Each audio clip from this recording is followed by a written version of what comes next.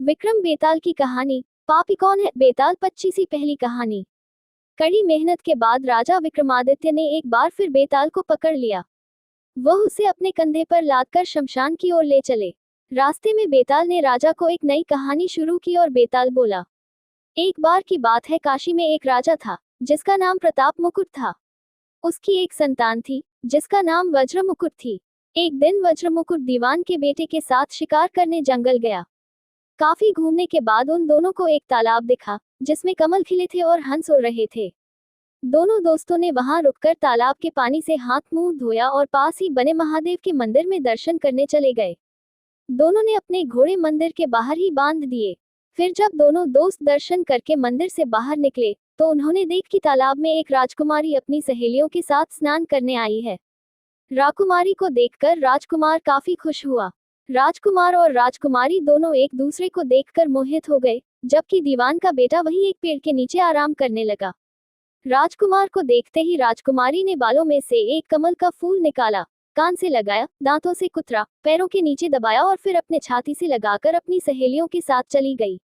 उसके जाने के बाद राजकुमार काफी दुखी हुआ और अपने मित्र के पास लौटकर सारी बात बताई। राजकुमार बोला, मैं राजकुमारी के बिना नहीं रह सकता हूँ, लेकिन मुझे इस राजकुमारी के बारे में कुछ भी नहीं पता है। वह कहाँ रहती, उसका नाम क्या है। दीवान के बेटे ने सारी बातें सुनी और राजकुमार को दिलासा देते हुए बोला, राजकुमार आप घबराए मत, राजकुमारी ने सब कुछ बताया है। आश्चर्यचकित होते हुए राजकुमार ने पूछा, वो कैसे। दीवान के बेटे ने राजकुमार को बताना शुरू किया कि राजकुमारी ने कमल के फूल को बालों से निकालकर कानों से लगाया, यानी राजकुमारी का कहना है कि वह कर्नाटक से है। दांत से फूल को कुतरा, मतलब उनके पिता का नाम दंतावट है। फूल को पांव से दबाने का मतलब था कि राजकुमारी का नाम पद्मावती है और फूल को सीने से लगाने का मतलब था कि अब आप उनके हृदय में बस चुके हैं। ये सब सुनते ही राजकुमार बहुत ज्यादा खुश हो गया। खुश होते हुए राजकुमार ने दीवान के बेटे से कहा कि मुझे कर्नाटक जाना है, मुझे वहां ले चलो। दोनों दोस्त कई दिनों तक घूमते फिरते कर्नाटक पहुंचे। जब वो दोनों राजमहल के निकट पहुंचे तो उन्हें एक चरखा चलाती बुजुर्ग महिला दिखी। महिला को देखते ही दोनों घोड़े से उतरे और उसके पास जाकर कहा, माए, हम दोनों व्यापारी हैं, हम बहुत दूर से आए हैं। हमारा सामान अभी तक आया नहीं है, कुछ दिनों में हमारा सामान भी पहुंच जाएगा। हम दोनों को बस रहने के लिए थोड़ी सी जगह चाहिए। उनकी बातें सुनकर बुजुर्ग महिला की ममता जाग उठी। उसने कहा, बेटा इसे अपना ही घर समझो, जब तक मन करे यहाँ रह सकते हो। इसके बाद दोनों उसके घर में रहने लगे। इसी बीच दीवान के बेटे ने उस महिला से पूछा, आप क्या काम करती हैं माई? आपके यहाँ कौन कौन रहता है? आप कैसे अपना गुजर बसर करती हैं? इन सारे सवालों का जवाब धीरे धीरे उस महिला ने देना शुरू किया। उसने कहा, मेरा एक पुत्र है जो राजा के यहाँ नौकरी करता है। मैं राजा की पुत्री पद्मावती की दासी थी। बूढ़ी हो गई हूँ, इसलिए घर में ही रहती हूँ। महाराज खाने को दे देते हैं और पूरे दिन में एक बार राजकुमारी से मिलने चली जाती हूँ। इतना सुनते ही राजकुमार ने बूढ़ी औरत को कुछ धन दिए और राजकुमारी तक संदेशा पहुंचाने को कहा। राजकुमार ने उस बूढ़ी महिला को कहा, माए, कल तुम जब राजकुमारी के पास जाओ तो उनसे कहना कि जेठ सुदी पंचमी को तुम्हें नदी के पास जो राजकुमार मिला था वो तुम्हारे राज्य में आ गया है। अगले दिन वो बूढ़ी औरत राजकुमार का संदेश लेकर राजकुमारी के पास गई। उस महिला की बात सुनते ही राजकुमारी गुस्सा हो गई। उन्होंने हाथों में चंदन लगाकर उस महिला के गाल पर तमाचा मारते हुए कहा, मेरे घर से निकल जाओ।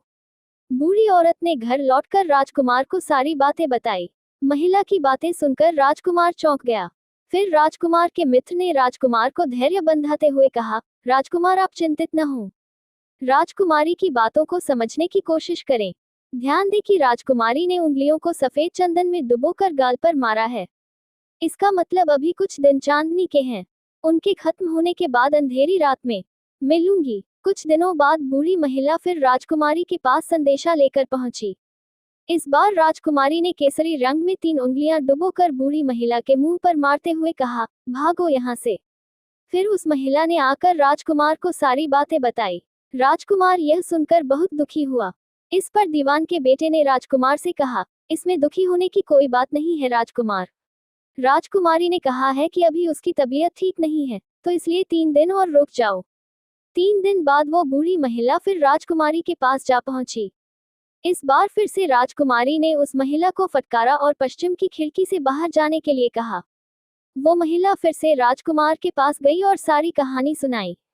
तब दीवान के बेटे ने राजकुमार को समझाते हुए कहा कि मित्र, राजकुमारी ने आपको उस खिड़की की तरफ बुलाया है।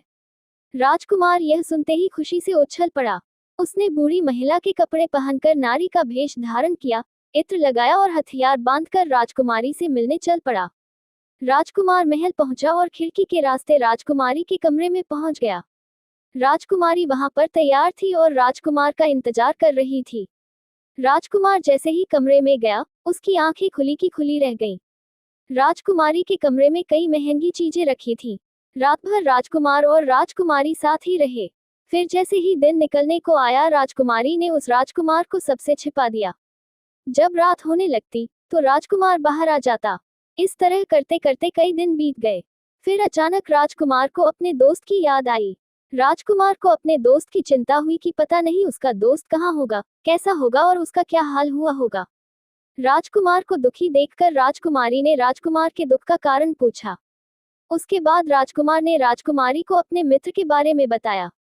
राजकुमार ने कहा, वह मेरा बहुत अच्छा और चतुर दोस्त है। उसी की वजह से मैं तुमसे मिल पाया हूँ। ये सुनने के बाद राजकुमारी ने राजकुमार को कहा, मैं तुम्हारे दोस्त के लिए स्वादिष्ट भोजन बनवाती हूँ। तुम उसे भोजन कराकर और उसे समझाकर वापस आ जाना। फिर राजकुमार खाना लेकर अपने दोस्त के पास पहुंचा। दोनों मित्र लगभग कई महीनों से नहीं मिले थे। मिलने के बाद राजकुमार ने अपने मित्र को सारी बातें बताई। राजकुमार ने कहा, मैंने राजकुमारी को तुम्हारी चतुराई के बारे में बताया। राजकुमारी ने तुम्हारे लिए भोजन भिजवाया है। ये सब सुनकर दीवान का बेटा सोच में पड़ गया। उसने राजकुमार से कहा कि यह तुमने ठीक नहीं किया। राजकुमारी समझ गई है कि जब तक मैं तुम्हारे साथ हूँ, तब तक वह आपको अपने बस में नहीं रख सकेगी। इसलिए उन्होंने इस खाने में जहर डालकर भेजा है। ये कहते ही दीवान के बेटे ने उस खाने से एक लड्डू लेकर सामने बैठे एक कुत्ते को दिया। लड्डू खाते ही कुत्ते की मृत्यु हो गई। ये देखते ही राजकुमार को बहुत बुरा लगा। उसने कहा कि ऐसी औरत से भगवान रक्षा करे। अब मैं उस राजकुमारी के पास नहीं जाऊंगा।